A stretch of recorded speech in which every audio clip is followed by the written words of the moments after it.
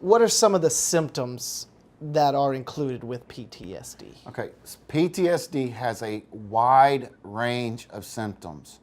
If you believe you're suffering from PTSD, get to a doctor, get to a therapist, get to a counselor, get to a psychiatrist, and get their professional opinion. I'm not a medical professional, but I will talk about the symptoms a little bit. They're both physical and emotional.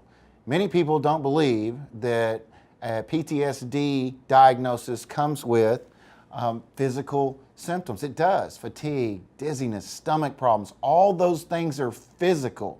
Those are physical manifestations of the problem. So some people think, oh, it's just in your head. That's not true. It's been proven not to be true. There are hundreds of studies out there where people are evaluated and they show physical symptoms.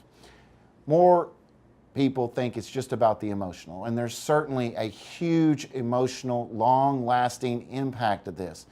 I'm going to go through some of these. I don't want to forget something. I believe you people need to know what the symptoms are, so if something pops in your head, oh, that's happening to me, maybe I need to see someone. So I'm going to look down at my paper. I don't want you to think, oh, he doesn't know, but here we go.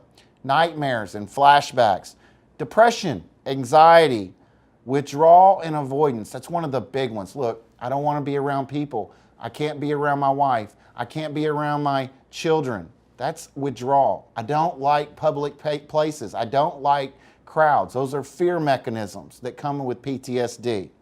You have repression. That means I'm going to block memories.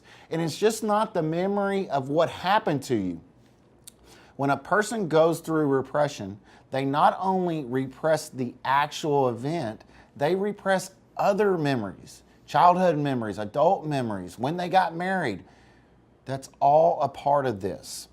Jumpiness, that means you have very anxious. If you get around something, you hear a loud noise, you may be jumpy. Irritability, anger, outburst, sudden outburst. This is like, okay, I didn't used to be like this, but now I get angry. Or I didn't used to be like this and something can flip the switch and I have this large, quick outburst.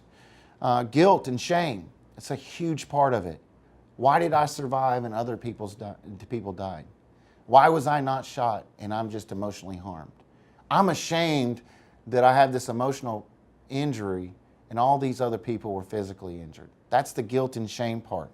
So that's a good idea or summary of the symptoms, but there's literally 100 different symptoms for PTSD.